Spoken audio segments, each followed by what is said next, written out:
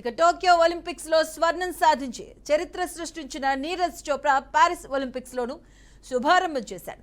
ఇవాళ జరిగినటువంటి క్వాలిఫికేషన్స్ లో తొలి ప్రయత్నంలోనే జావెలిన్ ను 89.34 మీటర్ల దూరం విసిరి ఫైనల్ బెర్త్ను ఖరారు చేసుకున్నాడు. ఆగస్టు 8న రాత్రి 11:55 ఫైనల్ పోటీలు జరగనున్నాయి. భారత్ కు చెందిన మరో జావెలిన్ థ్రోయర్ కిషోర్ జైనా ఫైనల్ కు చేరుకోలేకపోయాడు. ఇక అత్యుత్తమంగా తొలి ప్రయత్నంలో 80.73 మీటర్ల ప్రదర్శన చేశాడు. ఇక రెండవ ప్రయత్నంలో ఫౌల్ చేశాడు. ఇక మూడవ ప్రయత్నంలో జావెలిన్ ను 80.21 మీటర్లు విసిరాడు. ఇక అతడు ఫైనల్ కు అర్హత సాధించాలి అంటే ఇతరుల ఫలితాలపై ఆధారపడింది. ఫైనల్ కు నేరుగా అర్హత సాధించాలి అంటే 84 మీటర్ల దూరం జావెలిన్ ను విసిరాల్సి ఉంటుంది.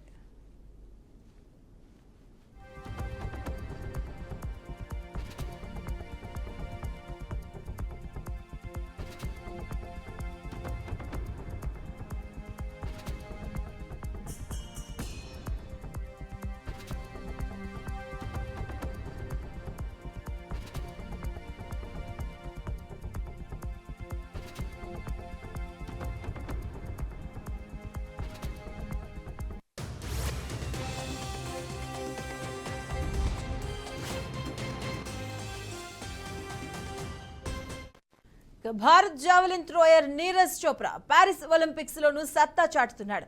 తాజాగా ఫైనల్స్ కు నీరజ్ చోప్రా క్వాలిఫై అయ్యాడు. ఫైనల్స్ కు అర్హత కోసం నిర్వహించినటువంటి రౌండ్ లో 89.34 మీటర్ల దూరం జావెలిన్ విసిరాడు. దీంతో నీరజ్ చోప్రా వైపే దేశమంతటా చూస్తుంది. ఈసారి కూడా పథకం తెస్తాడని ఆశిస్తున్నారు. ఇక గతంతో పోలిస్తే ఈసారి ఒలింపిక్స్ లో భారత క్రీడాకారుల ప్రతిభ అంత మెరుగ్గా లేదని విశ్లేషకులు అభిప్రాయపడుతున్నారు.